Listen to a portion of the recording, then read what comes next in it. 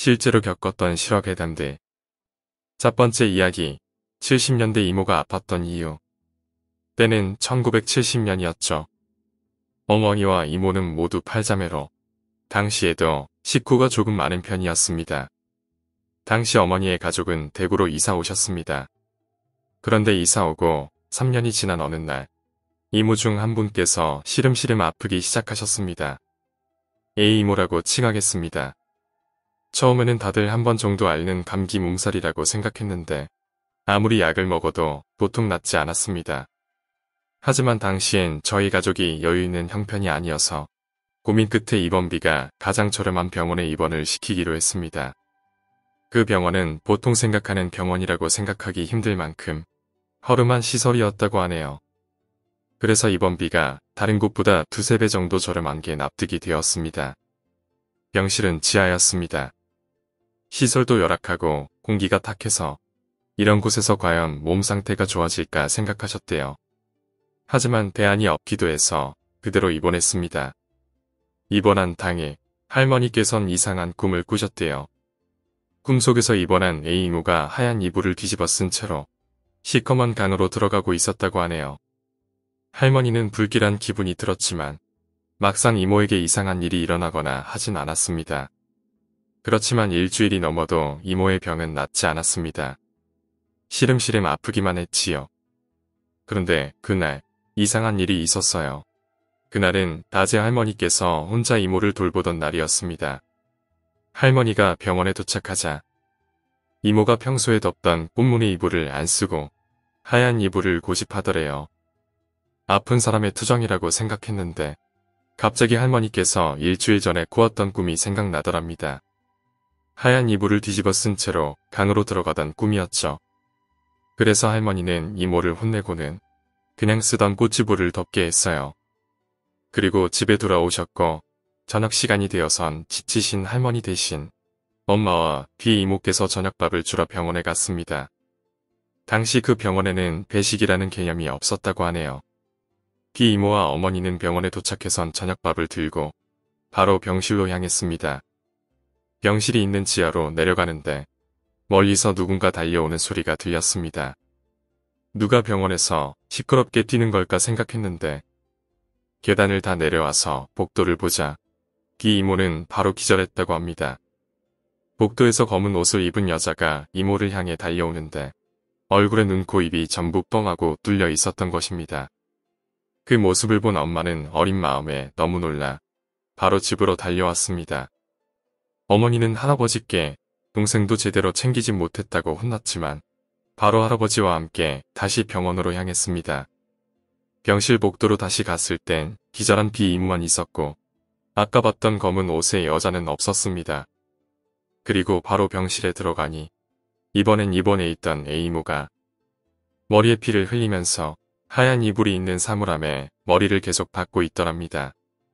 어머니와 할아버지는 너무 놀래서 A 이모를 말렸지만 계속 A 이모는 알 수 없는 이야기를 반복했다고 하더군요. 그러다가 기운이 다 소진된 모양인지 쓰러졌다고 합니다. 이상한 일은 기절해서 깨어난 A 이모는 아무 일도 기억하지 못했습니다. 자기가 머리를 크게 박았다는 이야기를 믿지 않더군요. 그리고 다행인 것은 깨어난 A 이모는 병이라는 걸 모르는 사람처럼 멀쩡하게 일어났습니다. 몸이 너무 개운하고 당장이라도 동네를 뛰어갈 수 있을 것처럼 말했다고 하네요. 결과가 좋으면 좋다는 말처럼 할아버지는 딸이 아프지 않다고 하니 그저 다행이라고 생각하셨습니다. 그 후로는 A 이모는 잔병 없이 자랐다고 하네요. 가끔 어머니께선 이 이야기를 하실 때 그때 할머니께서 이모한테 하얀 이불을 줬으면 큰일이 나지 않았을까 생각하시더군요. 생각해보면 하얀 이불을 준다는 건 시신에게 하얀 천을 덮는다는 의미가 아니었을까 싶기도 하네요. 두 번째 이야기, 남포동 극장 사건. 부산의 한 극장에서 발생한 30대 여성의 엽기적인 자살 사건이 여러 가지 미스터리를 낳고 있다. 부산 중구 남포동 멀티플렉스 극장인 기영화관에서 공포영화를 보던 조모 씨가 목 부위에 피를 흘린 채 숨져 있는 것을 극장 직원 홍모 씨가 발견하여 경찰에 신고했다. 발견 당시 정 씨는 자신의 좌석에서 왼손에 흉기를 들고 고개를 앞으로 숙인 상태로 숨어 있었다.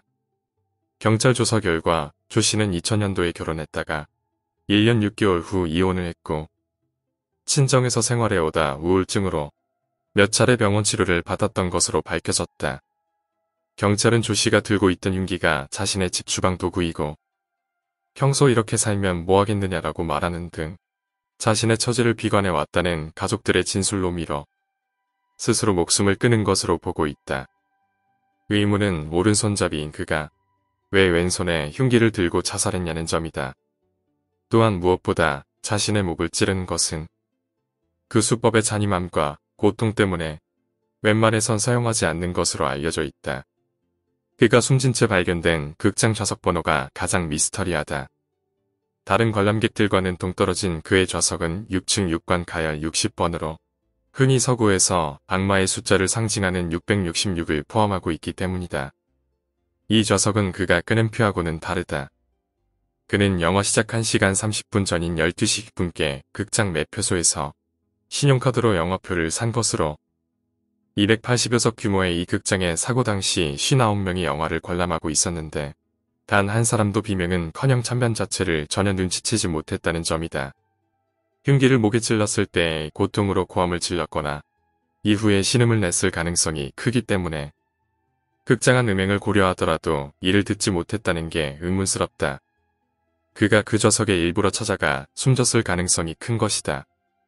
그가 본 영화는 일가족이 살해당한 실화를 바탕으로 1979년 미국에서 제작되었고 리메이크가 되었던 공포영화였다. 세 번째 이야기, 편의점의 손님. 야간 아르바이트였는데 손님이 많은 곳은 아니었습니다. 편의점 앞에는 LPG 충전소가 옆으로는 주유소가 있었기에 그쪽에서 일하는 알바생만 간간히 들리면서 야식거리를 사곤 했었습니다. 아마 시간대는 새벽 4시 정도로 기억합니다. 이 시간대가 손님이 가장 없을 시각이라 폰으로 게임하면서 지루함을 달랬습니다. 이때쯤에 열리지도 않던 출입문의 벨이 갑자기 울리더니 이내 그쳤습니다. 전 바람 때문인가 하고 대수롭지 않게 생각하고 청소할 준비에 들어갔지요. 바닥을 쓸고 쓰레기통을 비우려는 찰나에 그 얼음컵에 따라 마시는 커피 팩진 열대를 보았습니다. 맨 위에 뭔가가 움직이고 있었습니다. 뭐지? 하고 보았더니 웬 커다란 사마귀 한 마리가 매달려 있는 것이었습니다. 이때 상당히 당황했던 것이 그 크기가 인간한 벌레보다 크더군요. 길이만 중지 길이를 훨씬 웃돌았으니깐요. 사마귀가 풀숲에선 자주 보는 곤충이긴 합니다만 문제는 제가 있던 편의점은 도심 한복판이라 근방에는 풀숲은커녕 풀도 자랄까 말까 합니다. 아무튼 이 사마귀를 죽이기도 좀 그렇고 해서 출입문 열고 날려보냈습니다.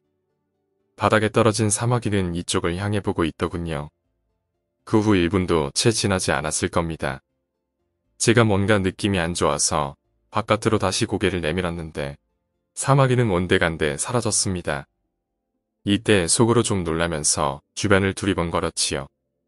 그러다 편의점 입구 쪽 귀가림막 위를 보게 되었는데 저도 모르게 탄성이 터져나왔습니다. 날려버린 사마귀 녀석이 귀가림막 위에 버젓이 서 있던 겁니다. 1분도 안 된 그 잠깐 사이에 그 위로 올라갔다는 게 됩니다. 사마귀는 곤충 중에서도 비행 능력이 상당히 떨어지는 편이라 높이 올라가진 못할 뿐더러 크기가 크니 눈치를 못 채지도 않을 겁니다. 결정적으로 출입문을 연 상태였지요. 한편으로는 대단하다는 느낌까지 오더군요. 그렇게 아침이 되어서 바깥 청소를 할 때까지 사마귀는 그 자리에 쭉 있었습니다. 날이 밝자 슬슬 담배 손님이 한두 명씩 오고 그중엔 자주 오시던 택시기사분도 계셨죠. 아침에 가볍게 인사 나누면서 사마귀 얘기를 꺼냈더니 기사분께서 이러시더군요. 손님을 쫓아냈구만. 사마귀도 쉽게 함부로 할 곤충은 아니라는 말을 덧붙이면서요. 그래서 그런지 내심 좀 찜찜하더군요. 퇴근하면서 가림막 쪽을 쳐다봤을 땐 사마귀는 온데간데 사라졌더군요. 별거 아닐 수도 있지만 저한테는 상당히 묘한 경험이었습니다. 몇 년이 지난 지금도 그 사마귀의 모습이 생생하게 기억이 납니다. 오늘 이야기는 여기까지입니다. 오늘 이야기가 재미있으셨다면 구독과 좋아요, 댓글 부탁드립니다. 댓글은 저에게 정말 큰 힘이 됩니다. 감사합니다.